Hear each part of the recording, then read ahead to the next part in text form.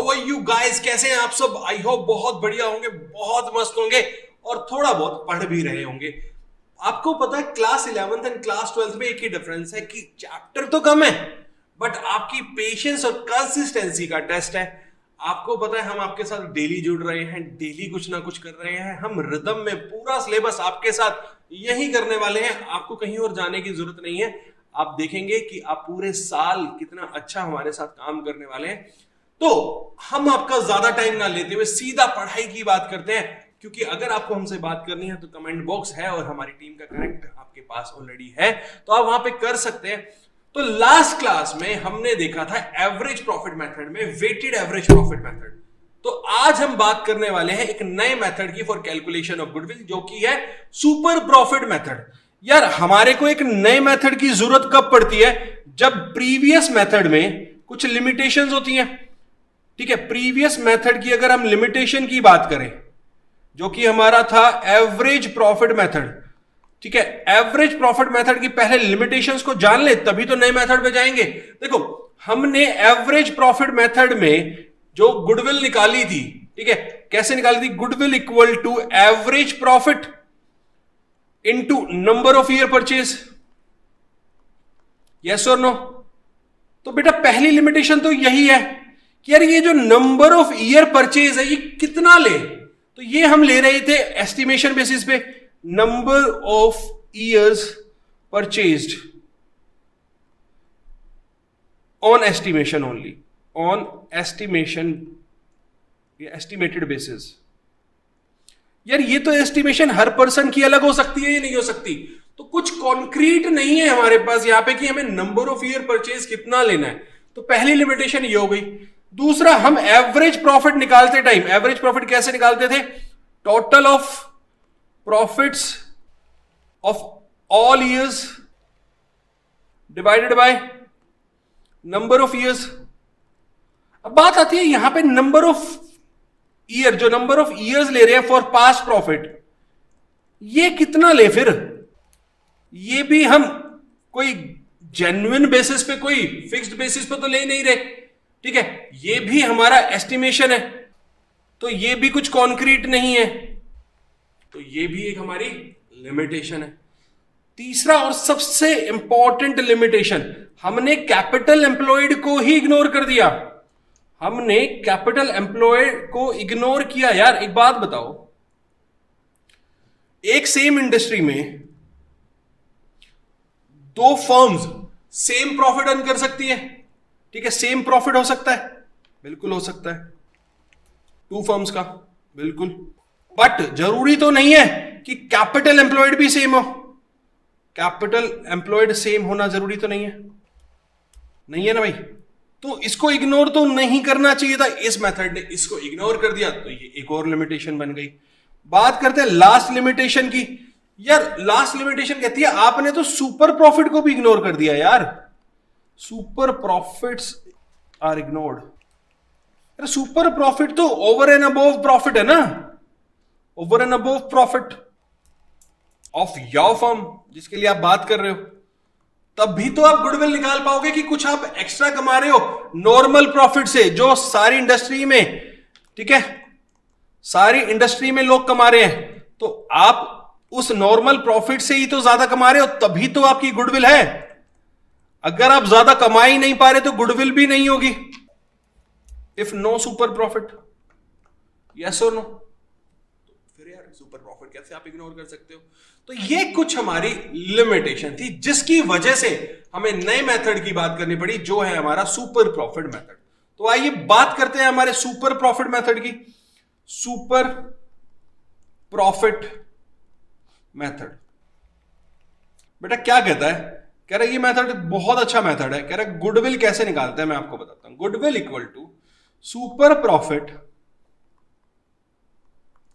Into में number of years purchase, number of years purchased. ठीक है, आप सबको समझ आ रहा है कि हम क्या बात कर रहे हैं? एक नए मेथड की रिक्वायरमेंट इसलिए हुई क्योंकि पिछले मेथड में कुछ लिमिटेशंस थी। ठीक है, तो ये हो गया हमारा नया मेथड। कह रहा है goodwill equal to super profit into number of year purchase. But sir फिर ये सुपर प्रॉफिट है क्या? आओ पहले इसको भी चेक कर लेते हैं। सुपर प्रॉफिट इक्वल टू, कह रहा है एक्चुअल या एवरेज प्रॉफिट, एक्चुअल और average profit minus normal profit, normal profit जो बाकी फर्म्स कमा रही हैं सेम इंडस्ट्री में, ठीक है, वो हो गया मेरा नॉर्मल प्रॉफिट। एक्चुअल और एवरेज प्रॉफिट जो आपने कमाया, ठीक है, वो उसमें से अगर हम माइनस कर देंगे नॉर्मल प्रॉफिट जो बाकी फर्म्स अर्न कर रही है, तो आपका सुपर प्रॉफिट आएगा। आई बात समझ में? यहां तक कोई प्रॉब्लम नहीं था। तो नॉर्मल प्रॉफिट क्या होता है फिर ये बता दो सर, नॉर्मल प्रॉफिट निकालते कैसे हैं? देखो, जिस इंडस्ट्री की आपके क्वेश्चन बात करेगा उसकी एक नॉर्मल रेट ऑफ रिटर्न बताएगा, ठीक है, और कैपिटल एम्प्लॉय कितनी होनी चाहिए कैलकुलेट करके बताएगा, या कैलकुलेट करने के लिए आपको कुछ डेटा दे देगा। तो नॉर्मल प्रॉफिट होती है कैपिटल इन्वेस्टेड या कैपिटल एम्प्लॉयड, कैपिटल एम्प्लॉयड या इन्वेस्टेड, ठीक है, इनटू में NRR, normal rate of return divide by 100। NRR होती है normal rate of return, normal rate of return. यहां तक तो कोई प्रॉब्लम नहीं होगी। तो सर फिर कैपिटल एम्प्लॉयड कैसे निकालते हैं? देखो, कैपिटल एम्प्लॉयड निकालने के तो बहुत अच्छे अच्छे तरीके हैं, आप सबको पता होना चाहिए।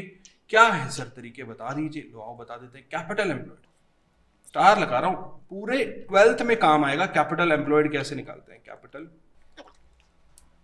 देखो अज्यूम कर लो ये बैलेंस शीट है, ठीक है, मैं आपको बहुत अच्छा तरीका बता रहा हूं कैपिटल एम्प्लॉयड कैलकुलेट करने का। ये बैलेंस शीट है, तो यहां पे हमारे एसेट्स होते हैं और यहां पे हमारी लाइबिलिटीज होती हैं। तो लाइबिलिटी में यहां पे कैपिटल, नॉन करंट लाइबिलिटी और करंट लाइबिलिटी आती है, और यहां पे non current asset and current asset आते हैं। तो यहां पे हमारी बैलेंस शीट मैच हो जाती है।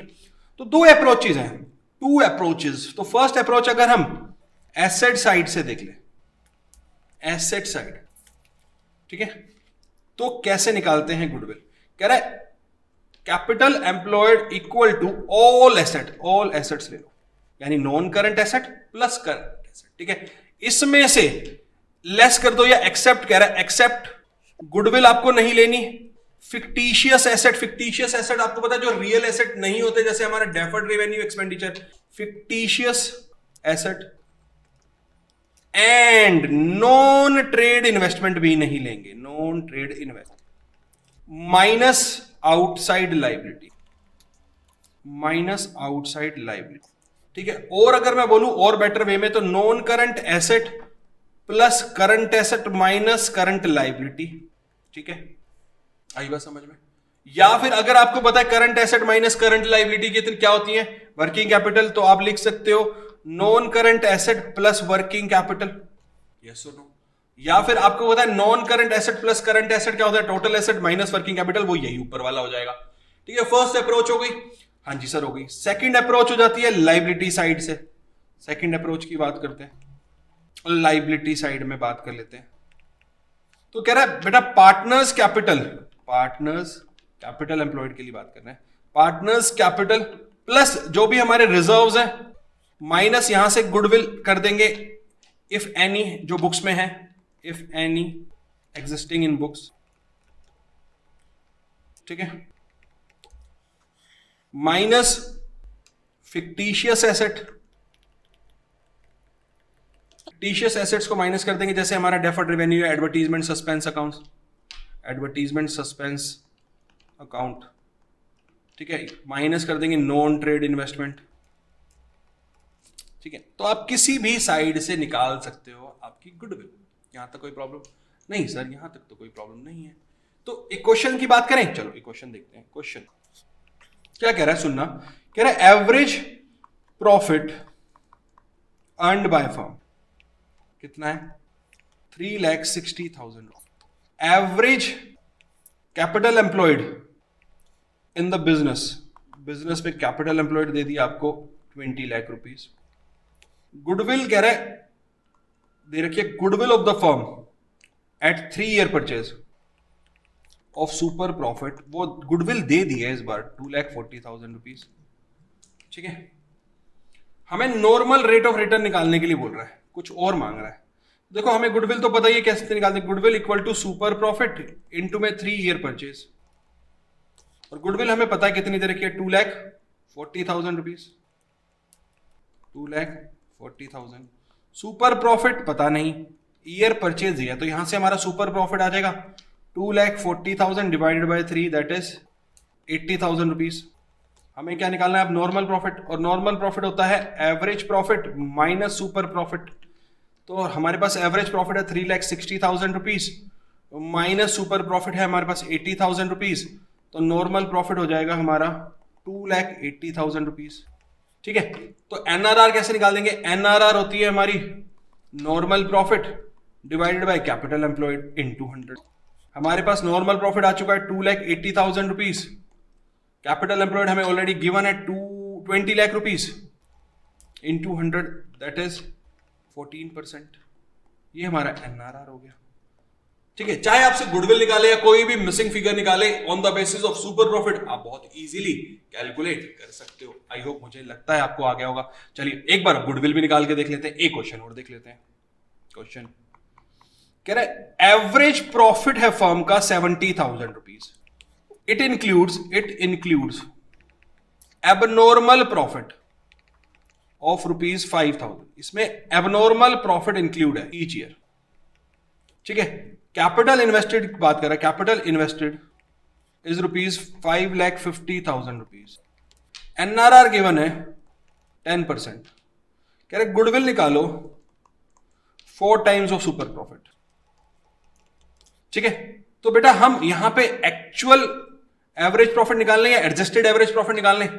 एक्चुअल एवरेज प्रॉफिट कितना हो जाएगा बेटा? 70,000 माइनस में 5,000 जो एबनॉर्मल प्रॉफिट है।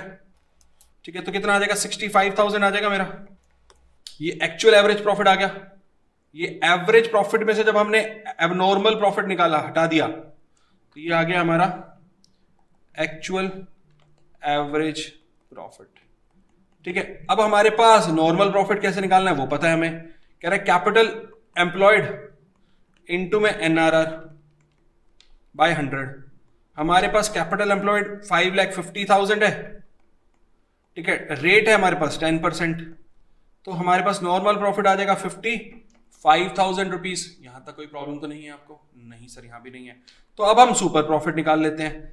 ठीक है, actual average profit minus normal profit. ठीक है, हमारे पास 65,000 है एक्चुअल एवरेज प्रॉफिट और नॉर्मल प्रॉफिट है 55,000 रुपीज, तो सुपर प्रॉफिट क्या आ जाएगा हमारे पास? 10,000 रुपीज। कितना आ गया? 10,000 रुपीज। यहां तक कोई दिक्कत? तो अब गुडविल जब हम निकालेंगे तो सुपर प्रॉफिट इंटू 4 कर देंगे।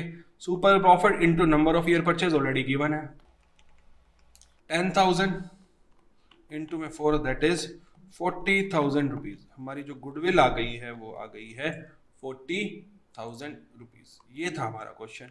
आई होप कोई प्रॉब्लम नहीं रही होगी आपको। सो मेथड सिंपल है, क्वेश्चंस हमें निकालने हैं, हमें समझना है आराम से, कहीं जल्दबाजी करने की कोई जरूरत नहीं है। कोई क्या करा रहा है कुछ नहीं पता मुझे, बट यस हम उस वे में करेंगे जो हर बच्चे को समझ आएगा और आपको कहीं और जाने की जरूरत ही नहीं है। ठीक है, सो प्लीज अच्छे से कीजिए। नेक्स्ट क्लास में हम मिलेंगे one of the most important method जो कि है कैपिटलाइजेशन मेथड, और उसमें 2 मेथड और हैं वो देखेंगे।